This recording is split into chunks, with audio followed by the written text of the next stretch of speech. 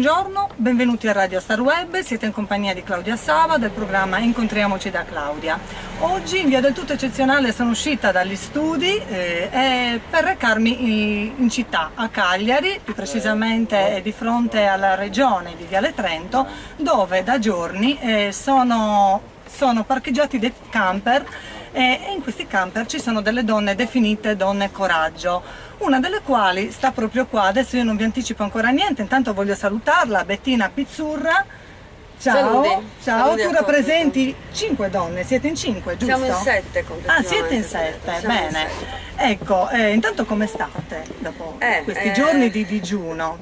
La domanda è bellissima, siamo qui da 13 giorni, compiamo oggi di digiuno.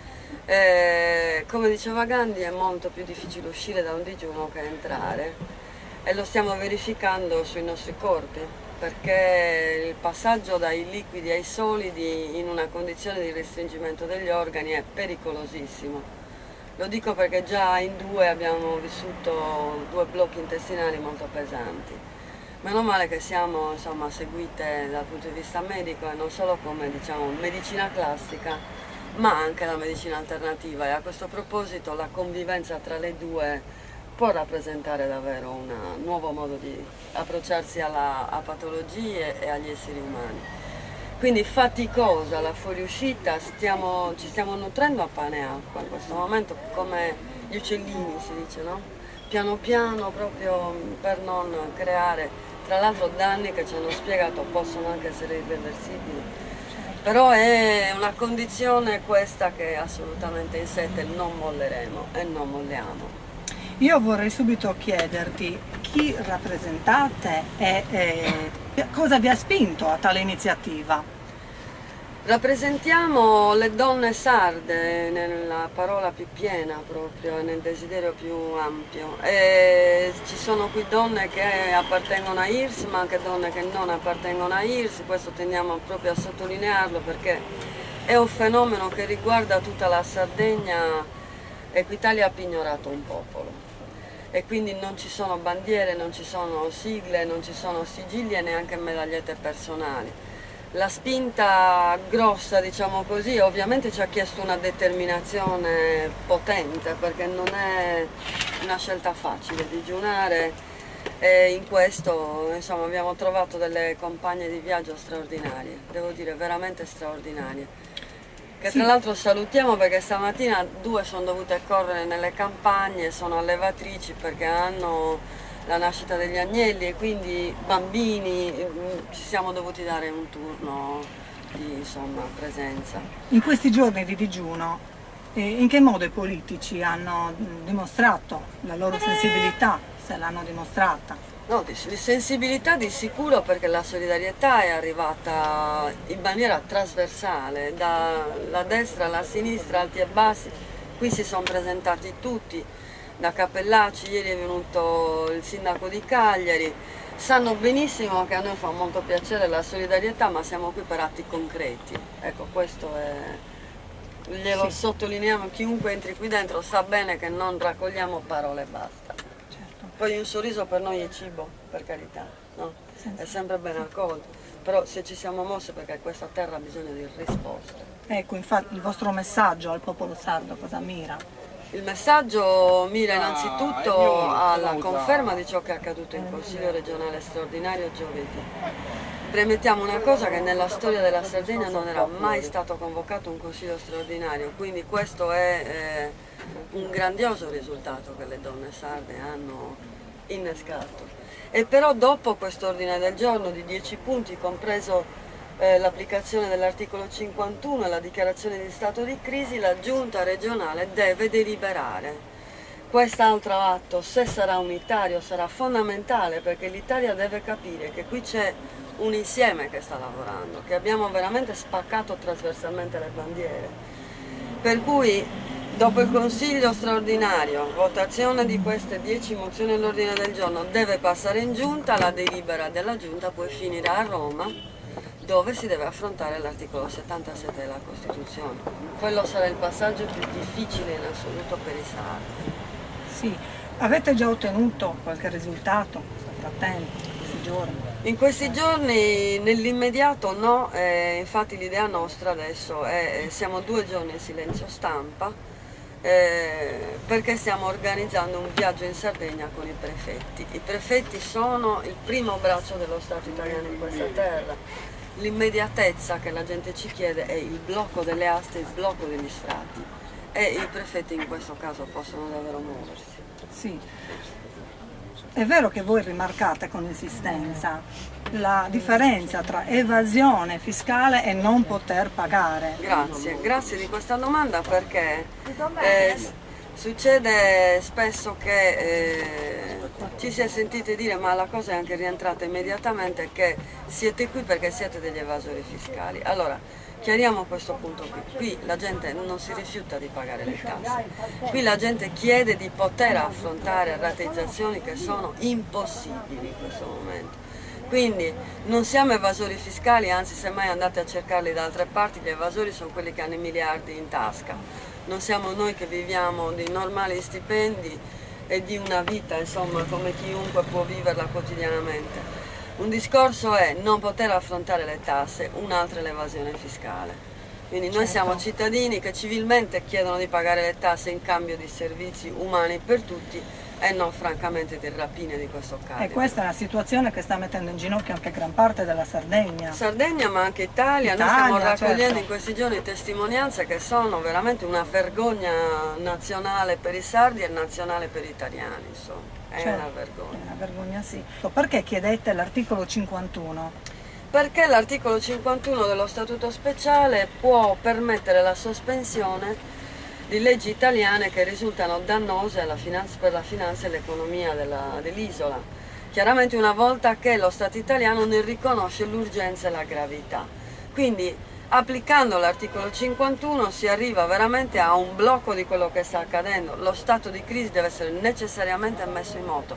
Questa terra in questa maniera non può procedere. Stiamo parlando di dati che oggi non fanno emergere più un discorso di crisi, ma addirittura la parola usata è sottosviluppo. Sì. Quindi è drammatica la situazione. Sì. La tua esperienza personale riguardo appunto il fatto che sicuramente ti avranno portato via. Io sono un caso eccezionale, nel senso che la mia è una solidarietà a 360 gradi, perché non sono una vessata da Equitalia, non ho i problemi che hanno le 6 donne all'interno del camper, però come donna innanzitutto perché sento i loro racconti e quanto le donne pagano. In termini di economia familiare c'è la levatrice con noi, Maria Luisa, che dice che quando una donna riesce a dare ai fagioli il sapore della carne ha fatto i miracoli. E in Sardegna è da sempre che le donne regolano l'economia, l'educazione dei figli, i bilanci interni alla famiglia, quindi questo fattore vitale di essere qui mi ha portato ad affiancarmi a queste donne, anche se non ho le loro sofferenze, però si aggiunge la mia voce come quella vostra che siete qui oggi, a chiedere e a solidarizzare, e ne approfitto per ringraziarvi anche. Hai qualcos'altro da aggiungere?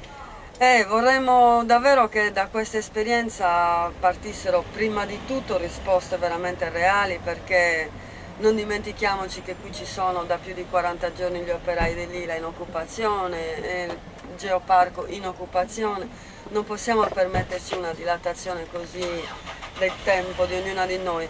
Il desiderio di stringere immediatamente il più possibile una voce differente che rappresenti un'agorà in questa terra. Questa terra deve diventare un laboratorio di un'umanità veramente diversa, perché questa società degli uni contro gli altri, della rapina, dell'affiancamento di spinte pur di prevaricare sull'altro, di un'educazione che sta devastando i ragazzi in particolare.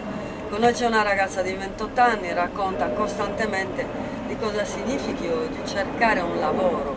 Lei dice il diritto alla maternità sta saltando. Quando durante un colloquio di lavoro ti dicono tu vorresti mettere su famiglia, vorresti dei figli, quando dici sì, prego esca da quella parte, preferisco un uomo che mi crea meno problemi. Quindi realmente parliamo di una terra che sta producendo suicidi, che sta producendo il più alto numero di abbandoni scolastici, quindi non è non è uno scherzo e non è neanche un effetto mediatico che stiamo cercando. Noi vogliamo veramente che questa pagina sarda tragica venga dimenticata. Sì, questo è proprio, abbiamo appunto dei problemi che accomunano tutti quanti noi sardi. La tua opinione sul fatto che probabilmente c'è poca unione, siamo poco uniti, nonostante questo problema accomuni tutti noi, no? Sì, questo è il lavoro delle donne, se posso dare una risposta, perché l'arte più difficile è mettere insieme gli esseri umani. Quello che stiamo facendo noi finalmente sta anche spaccando questa colossale bestemmia storica di Pocos, Locos e Malunidos. Qui sta diventando esattamente l'opposto. Quindi siamo anche contenti tutto sommato di oltrepassare questo detto che insomma ogni volta che lo nominiamo... Traduzione del detto, perché questo ecco, video Pocos, andrà Locos e Malunidos si racconta che sia una esclamazione di Carlo V durante il periodo della dominazione spagnola in Sardegna, ma ci sono anche altre versioni storiche che dicono che in realtà non l'ha detto lui. Indipendentemente da questo, lo stiamo scalzando e siamo molto contenti di questo, perché non solo c'è un presidio sotto di altre donne che digiunano in solidarietà con noi, ma il fatto di ricevere questa quantità di politici di qualunque schieramento e che si stanno unendo alla fine a questa lotta, perché Equitalia, dicevo prima, ha pignorato un popolo, probabilmente riesce anche a scalzare questa visione storica di caratteri forti, sardi, che non riescono a mettersi d'accordo. Ecco, questo sta cambiando e vorremmo dare proprio un annuncio all'isola, che i grazi che stiamo ricevendo arrivano da qualunque parte, alti, bassi, brutti, belli, appunto, schieramenti politici differenti, quindi probabilmente le donne hanno innescato questo meccanismo e dobbiamo ringraziarle. Davanti a questo bivio tragico sardo, o la vita o la morte, le donne, che sono spinta vitale da sempre, stanno creando un panorama storico in Sardegna completamente differente, e noi di questo non possiamo che essere contenti, insomma. Certamente, certo. Non so, se non abbiamo altro da aggiungere, non voglio lasciare niente in sospeso, perché l'argomento è molto importante, Sì, non me sì. lo potrei perdonare, quindi se c'è qualcos'altro... Sì, chiudiamo con, diciamo così, questa piccola frase di battaglia, questo incipit che noi abbiamo messo in moto quando siamo arrivate qui lunedì mattina alle 3 del mattino del 7 novembre. Ci siamo detti: noi non restiamo inermi davanti al nostro disonore. Bellissima frase, bene. E allora complimenti, intanto un grazie. Saluti a Grazie tutti da parte su- di tutti, perché state veramente rappresentandoci tutti con il vostro coraggio. Io vi dico a presto, appunto sperando di avere la prossima volta delle buone notizie. Grazie, saluti a tutta la Sardegna, sii gay e augurios medas a tutti. Buongiorno a tutti.